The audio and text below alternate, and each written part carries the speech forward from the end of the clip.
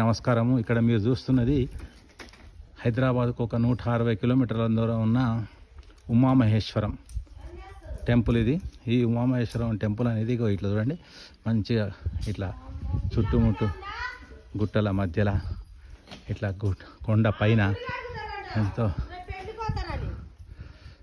ఎంతో మంచిగా ఆహ్లాదంగా చల్లగా ఉంది ఇదంతా.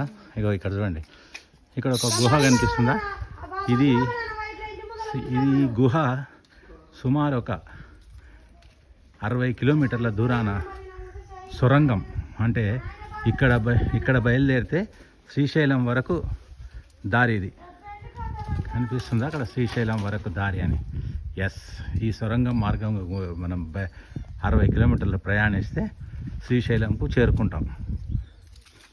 అయితే ఇప్పటి వరకు ఎవరు కూడా ధైర్యం చేయలేదు. ఇంతవరకు ఒక 3 మాత్రం వెళ్ళారంట, కానీ ఆ 3 మాత్రం మళ్ళీ తిరిగి రాలే. అందుకనే ఇక్కడి నుంచి లోపలికి పోవడానికి ఎవ్వరు కూడా ధైర్యం చేయరు. ఇది ఉమామహేశ్వరం క్షేత్రం నుంచి శ్రీశైలం వరకు ఉన్న దారి. ఇది మంచిగా ఇట్లా ఈ కొండల మధ్యలో చల్లని వాతావరణంలో మంచిగా పచ్చని చెట్ల మధ్యలో ఉంటుంది. ఇంకా వర్షాకాలం అయితే ఇట్లా ఈ కొండల పైనుంచి నీళ్లు కారుతూ ఉంటాయి.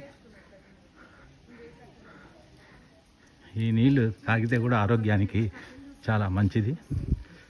కాకపోతే ఇప్పుడు వర్షాకాలం కాదు కాబట్టి నీళ్లు కారట్లేదు.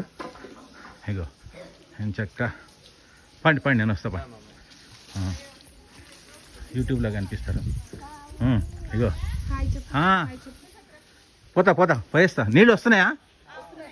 నేను పోయేస్తా. పండి నేను పోయేస్తా. ఇవ్వండి, ఇక్కడ